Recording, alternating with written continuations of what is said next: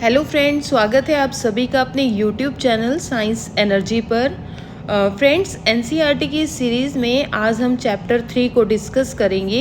इससे पहले के 2 चैप्टर्स हमने पहले डिस्कस कर लिए हैं। प्लीज़ आप उन वीडियोस को ज़रूर देखना। फ्रेंड्स, बिना टाइम वेस्ट किए मैं आपको चैप्टर के मेन पॉइंट समझाने की कोशिश करूँगी और प्लीज़ इस वीडियो को लास्ट तक ज़रूर देखना और बिना स्किप किए देखना। इस चैप्टर में हम क्या करेंगे, इस चैप्टर में हम फैब्रिक्स के बारे में डिस्कस करेंगे। ओके, फैब्रिक्स के बारे में जानकारी प्राप्त करने के लिए हम क्या करेंगे, किसी शॉप का ऑब्जर्वेशन करेंगे। ठीक है, क्योंकि फैब्रिक्स के बारे में अगर हमें कोई डिटेल चाहिए है तो उसके लिए हमें किसी शॉप पर जाना पड़ेगा जहाँ पर डिफरेंट तरह के फैब्रिक्स होंगे और डिफरेंट फैब्रिक्स की आइटम बनी हुई होगी। क्योंकि अगर हम किसी भी फैब्रिक का रियल ऑब्जर्वेशन करते हैं तो हम उसमें डिफरेंस पता कर सकते हैं कि कौन सा फैब्रिक किस तरह का है और वो दूसरे फैब्रिक से किस तरह डिफरेंट है।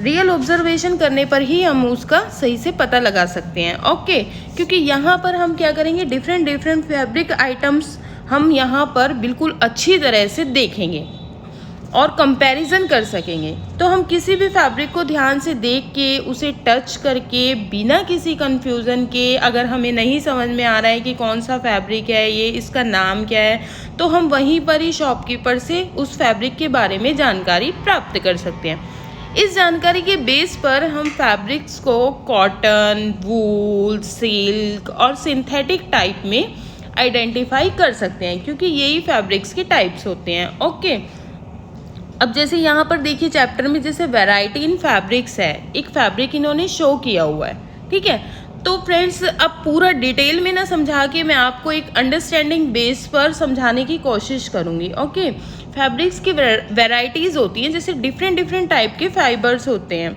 जैसे कॉटन होता है, वूल, सिल्क, जूट, है ना। कुछ फैब्रिक्स तो ऐसे होते हैं जो प्लांट से मिलते हैं और कुछ फैब्रिक्स ऐसे होते हैं जो एनिमल से मिलते हैं। ठीक है, अब इन दोनों ही टाइप के फैब्रिक्स को हम नेचुरल फाइबर कहते हैं। कुछ एग्जांपल्स हैं, जैसे जूट है, कॉटन है, ये हमें किससे मिलते हैं, ये हमें प्लांट से मिलते हैं। और कुछ फैब्रिक्स हैं जैसे सिल्क है, वूल है, ये हमें किससे मिलते हैं, ये हमें एनिमल्स से मिलते हैं। लेकिन दोनों ही तरह के फैब्रिक्स जो होते हैं ये नेचुरल होते हैं।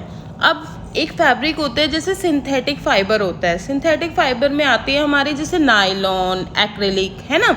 ये जो फाइबर्स होते हैं ये नेचुरल नहीं होते हैं, ये मैन मेड होते हैं, यानी ह्यूमन बीइंग के द्वारा इन फाइबर्स को बनाया होता है। ठीक है, और कुछ होते हैं सेमी सिंथेटिक फाइबर।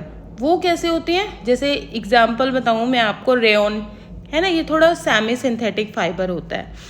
इस तरह हमने डिफरेंट तरह के फाइबर्स देखे। अब आप देखिए, कुछ आपको बताएं हम आपको, जैसे फाइबर के बारे में हम पढ़ रहे हैं, कुछ प्लांट फाइबर होते हैं, जैसे कि आपका ये है कॉटन देख रहे हैं आप, ये कुछ प्लांट फाइबर है। कॉटन के बारे में ये पूरा 1 बाय 1 लाइन ना समझा के आपको एक अंडरस्टैंडिंग बेस पे, एक पैरे के बेस पे, जैसे फेस टू फेस हम समझाते हैं, इसी तरह मैं आपको समझाऊंगी। आप सिर्फ ध्यान से सुनना। कॉटन क्या होती है, देखो कॉटन का जो यूज़ होता है वो जनरली अलग अलग जगह पर अलग अलग फॉर्म्स में होता है। ठीक है, कॉटन को हम कॉटन प्लांट से प्राप्त करते हैं। कॉटन प्लांट में क्या होता है, कॉटन फ्रूट्स होते हैं। ठीक है, कॉटन प्लांट में कॉटन फ्रूट्स लगते हैं जिसे कॉटन बॉल्स कहते हैं, जो लेमन शेप के होते हैं। ठीक है, कॉटन फ्रूट जब ओपन होता है तो नीचे की तरफ इसमें कॉटन बॉल्स होती है। ओके, जब इस तरह की सारी जगह पर कॉटन फ्रूट्स अपनी फाइनल स्टेज पर आ जाते हैं तो ये ओपन हो जाते हैं और फिर हमें उनसे कॉटन मिलती है। ठीक है, और फार्मर्स जो होते हैं इसी स्टेज में कॉटन पिक कर लेते हैं। ओके, कॉटन को पिक हैंड से भी कर सकते हैं और मशीन की हेल्प से भी कर सकते हैं। तो ये रहा कॉटन के बारे में डिटेल। ठीक है, अब कॉटन प्लांट क्या है, कॉटन प्लांट बड़ी फील्ड्स में लगते हैं।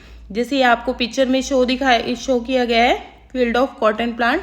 तो कॉटन प्लांट जो होती हैं बड़ी फील्ड में लगते हैं और कॉटन प्लांट उस फील्ड में ज़्यादा ग्रो करता है जिसकी सॉइल ब्लैक हो, यानी जहाँ पर मिट्टी ब्लैक होगी वहाँ पर ये बहुत अच्छे से ग्रो करते हैं। लूमी टाइप की, जैसे कि ना ज़्यादा क्लेई हो ना ज़्यादा सैंडी हो, ऐसे सॉइल में कॉटन प्लांट बहुत अच्छे ग्रो करते हैं। ऐसी फील्ड देखने पर स्नो जैसी फील होती है, जैसे कि हम ऐसी जगह पर पहुंच गए हो जहां पर बर्फ़ ही बर्फ़ पड़ी हुई हो। तो ऐसी इमेज हमें लगती है उस फील्ड की। और फिर क्या होता है, जब कॉटन को फाइनली तोड़ लेते हैं तो उसके बाद क्या होती है, गिनिंग प्रोसेस होती है। गिनिंग प्रोसेस क्या होती है, क्या होता है गिनिंग प्रोसेस में, ये देखिए गिनिंग प्रोसेस, ये लेडी दिख रही है, गिनिंग ऑफ कॉटन, ये कॉटन की गिनिंग कर रही है। गिनिंग कैसे कर रही है, गिनिंग प्रोसेस में क्या होता है, कॉटन बॉल्स को हैंड या मशीन की हेल्प से अलग करते हैं। उसके बाद सीड को कॉम्ब करके अलग करते हैं, जैसे हम अपने बालों में कंघी करते हैं ना, ऐसे ही ये कॉटन को कॉम्ब कर रही है और अलग कर रही है। इस प्रकार इस सीड को हटाने की प्रोसेस को ही गिनिंग कहते हैं और ये प्रोसेस गिनिंग कहलाती है। ठीक है, ये रहा आपका कॉटन के बारे में डिटेल। अब देखिए जूट है, जूट के बारे में बताएंगे आपको। वन बाय वन लाइन ना पढ़ के आप एक अंडरस्टैंडिंग बेस पर समझने की कोशिश करेंगे जूट क्या होता है। बेसिकली जूट हमें जूट प्लांट्स की स्टेम से मिलता है। जूट की खेती रेनी सीजन में की जाती है। जूट प्लांट को नॉर्मली तब हार्वेस्ट करते हैं, हार्वेस्ट मतलब तब कट करते हैं जब ये फ्लावरिंग स्टेज में होता है। उसके बाद हार्वेस्टेड प्लांट की स्टेम को कुछ दिनों तक वाटर में इमर्स्ड किया जाता है, मतलब पानी में डुबो के रखा जाता है। ऐसा करने पर स्टेम्स गल जाती हैं। उसके बाद स्टेम्स की रूट व फाइबर्स को हैंड से अलग कर दिया जाता है। अगर हम बात करें कि जूट मिलता कहाँ पर है, तो इंडिया में जूट मेनली वेस्ट बंगाल, बिहार और असम में उगाया जाता है। ओके फ्रेंड्स, अब आगे हम पढ़िए, तो जूट के बारे में बताया है आपको। आगे देखिए स्पिनिंग कॉटन यार्न पढ़ेंगे। ये भी आप वन बाय वन इसमें ना पढ़ के आप सिर्फ समझने की कोशिश करेंगे कि मैं क्या कहना चाह रही हूँ स्पिनिंग कॉटन यार्न के बारे में। इसमें हम ये देखेंगे कि फाइबर से थ्रेड कैसे बनता है। मेनली हमें यही पढ़ना है कि फाइबर से थ्रेड कैसे बनता है। तो क्या करेंगे, स्पिनिंग को समझने के लिए हमें हाथों से एक छोटी सी एक्टिविटी करनी है। ओके, आप करके भी देख सकते हैं इस एक्टिविटी को। इसके लिए हम क्या करेंगे, एक हैंड में कुछ कॉटन पकड़ेंगे। ठीक है, एक हैंड में कुछ कॉटन पकड़ते हैं और दूसरे हैंड के थंब और फोर्थ फिंगर के बीच थोड़ी कॉटन लेकर उसे थोड़ा थोड़ा ट्विस्ट करते हैं। ठीक है, पहले उसको ट्विस्ट करेंगे, फिर हम उसको पुल करेंगे।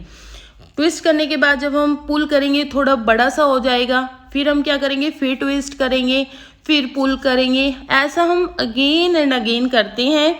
इसमें हम थोड़े थोड़े फाइबर को एक साथ लाकर स्पिन कर रहे हैं। जितना ये फाइबर स्पिन करता जाएगा ये एक लंबा थ्रेड बनता जाएगा। ओके, इस एक्टिविटी को ही स्पिनिंग कहते हैं। ठीक है, इस एक्टिविटी को करने के भी मेथड्स हैं। 3 मेथड्स तो मैं आपको बता रही हूँ। 3 मेथड्स कौन कौन से हैं, एक तो आपका ये आ गया, एक तो आपका है ये हैंड स्पिंडल, तकली बोलते हैं जिसको, एक मेथड ये है, इसकी एक्टिविटी से कर सकते हैं स्पिनिंग। एक आपका चरखा हो गया, चरखा आपने सुना होगा, चरखा या स्पिनिंग व्हील मेथड, जिसे महात्मा गांधी के साथ भी आपने इसको देखा होगा, ये लिखा हुआ है जो फिगर 3.11 में। एक मेथड है इसका स्पिनिंग मशीन्स मेथड, मशीन की हेल्प से भी ये थ्रेड बनाने की प्रोसेस होती है। तो अब हमने थ्रेड भी बना लिए। अब हम देखते हैं कि इन थ्रेड को हम कपड़े में कैसे कन्वर्ट करेंगे। धागे तो बन गए हैं हमारे, अब इन धागों से कपड़े कैसे बनेंगे। तो इसके भी कई प्रोसेस हैं, धागे से कपड़े बनाने के भी कई प्रोसेस हैं, लेकिन 2 प्रोसेस ऐसे हैं जो बहुत ज़्यादा फेमस है, सबसे ज़्यादा यूज़ होते हैं। जैसे कि आपका एक प्रोसेस ये वीविंग है।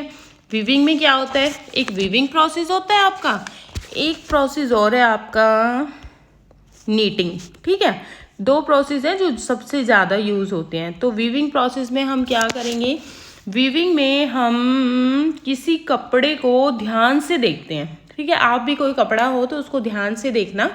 कपड़े को अगर हम लंबाई में रखें तो कपड़ों के नीचे की तरफ और कपड़े की राइट साइड में यार्न्स अरेंज रहते हैं, मतलब धागे अरेंज रहते हैं। ठीक है, अब देखो जैसे ये आपको ये पेपर एक्टिविटी दिखाई गई है, ये इसीलिए दिखाई गई है, इससे आप समझ सकते हैं क्या कि पेपर एक्टिविटी की हेल्प से भी हम इसे अच्छी तरह समझ लें, जिसमें हम स्ट्रिप्स को ऊपर से नीचे और लेफ्ट टू राइट 2 सेट्स में अरेंज करते हैं। ठीक है, इस 2 सेट्स में जो हमने अरेंज किया है, इसी प्रोसेस को हम वीविंग कहते हैं।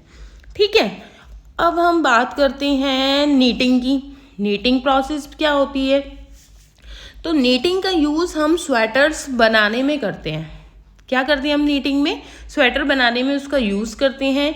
नीटिंग में क्या करते हैं हम? सिंगल थ्रेड यूज़ होता है। आपने कभी स्वेटर बुनते हुए देखा होगा, तो सिलाई में हम क्या लेते हैं? सिंगल ऊन ही तो लेते हैं, है ना? सिंगल थ्रेड ही उसमें यूज़ होता है, जबकि वीविंग में 2 सेट्स ऑफ yarn यूज़ होता है। तो दोनों प्रोसेस में यही डिफरेंस होता है। ओके, वीविंग में हम क्या करेंगे? वीविंग में हम थ्रेड्स को 90 डिग्री के एंगल पर अरेंज करते हैं, जबकि नीटिंग में हम थ्रेड्स को इंटरलूप करते हैं। दैट मीन्स थ्रेड को लूप करके क्या करते हैं? अरेंज करते हैं। ओके, उसके बाद हम उसी थ्रेड को वापस उसी लूप के अंदर से अरेंज करते जाते हैं। इस तरीके से हमारा कपड़ा बढ़ता जाता है। सेम वही है जैसे हम स्वेटर बुनते हैं। तो नीटिंग प्रोसेस से हम सॉक्स, शॉल्स आदि बना सकते हैं। ओके फ्रेंड्स, तो कैसी लगी आपको ये वीडियो? अगर फ्रेंड्स आपको ये वीडियो पसंद आई हो तो वीडियो को लाइक और सब्सक्राइब ज़रूर करना। Thanks for watching.